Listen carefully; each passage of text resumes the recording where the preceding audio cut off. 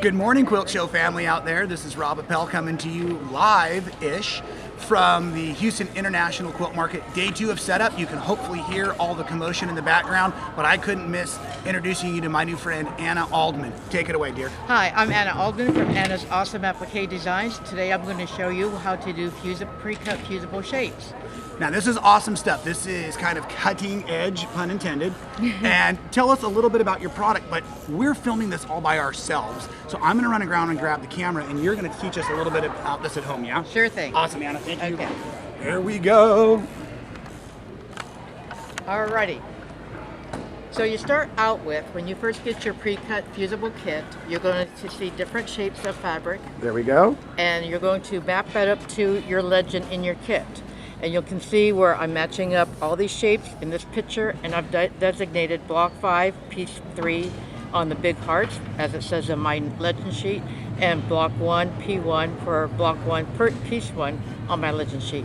So I do that for all the different shapes. Awesome. So what I'm looking at right there is laser cut fabric with fusible web already adhered to the back.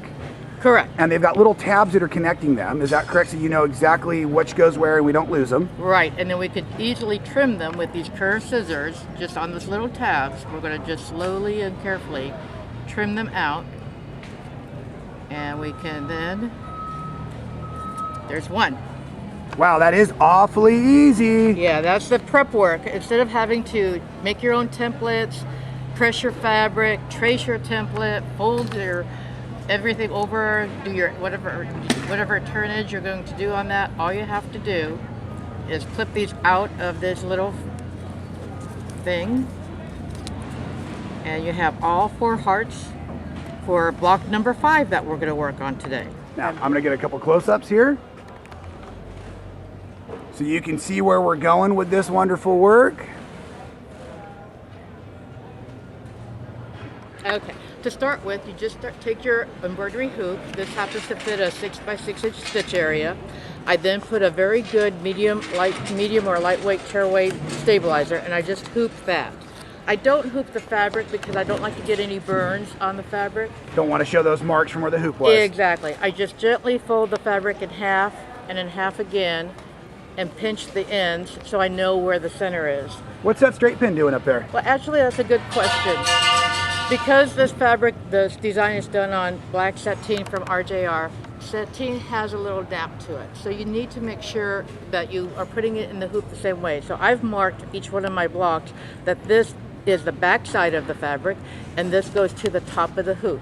And all of your fabrics in your awesome laser cut kits are from RJR? Yes. Fantastic. The background is black sateen and all the pre-cut fusible shapes are RJR Jenny Beyer palette. Oh, wonderful. That way you get the great shading. Yes, and I got to pick all the fabric colors. All right. Hey, I want to see that smile. Yeah, look at that. That's what I get to do, is I get to take a hand applique design and I get to go select the fabric I want to do for it. And it's like wonderful. Isn't that fun? So at this point, I'm going to put the hoop in the machine.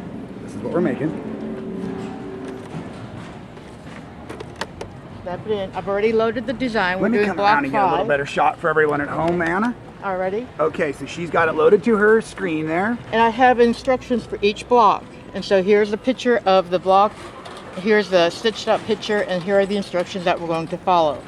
And you can see that the mapping of the Jenny Beyer fabric is listed here. With that mapping, I can go to my sheet that's got everything mapped out accordingly.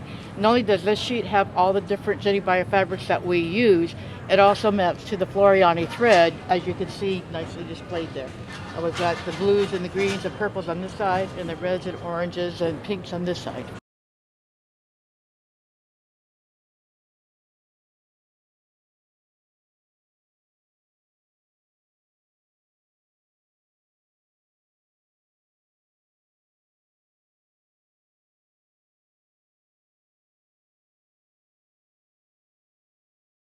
At this point, the machine has already stitched out all the placement stitches, and that's going to be our guide of where we place those pre-cut fusible shapes. So I'm going to carefully remove the hoop from the unit, keep everything intact. Meaning, do not release that clamp and let the stabilizer roll, or you're going to have we a beautiful... want to have everything intact here. I just use a simple little iron craft iron to press these down. Oh, because they have to fit down into the hoop. Exactly. Ah! And I just do it on a medium setting. All your kits will have a recommended way of how to use it. Test that out on a separate fabric and everything. And since you're cutting out, you can always do a test on something else. Now I'm going to take this little, this is the one I've already peeled, but I'll just show you. I'm just going to put it gently in the center there. Make sure my placement stitch is covered so you don't see a placement stitch. Go 1, 2, 3, 4, 5, and that's in place. Presto. Now how tough is that? That's pretty easy. Now I'm going to peel the next one. See, it says block 5 part 2. Okay. And that matches up with my instructions. Got it. And then I peel, just peel away. Okay.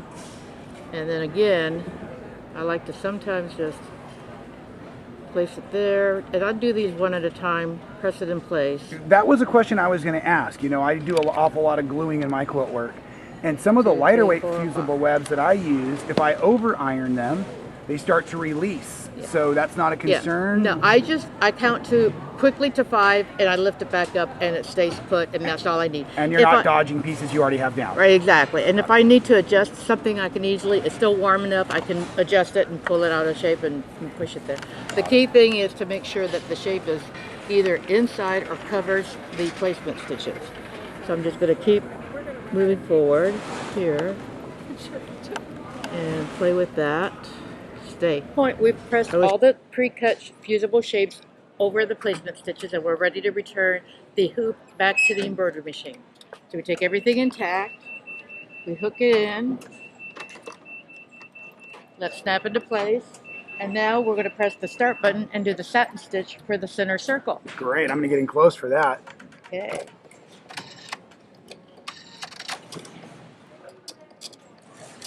And this is the great part because the machine does it all by itself. Isn't that awesome?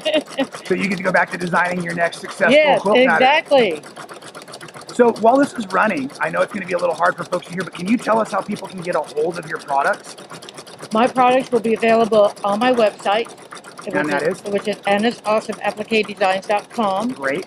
And all the information will be there. It'll be divided into 4 different kits. We have the 6-inch traditional, 8-inch traditional, 6-inch on point, and 8-inch on point. Great. And they can only get the pattern by purchasing the kits? Is that what I understand? Correct. That's correct. And that means that they'll get the laser cut as well when they get the kit? Yes. Oh, that is incredible. Absolutely. I love it.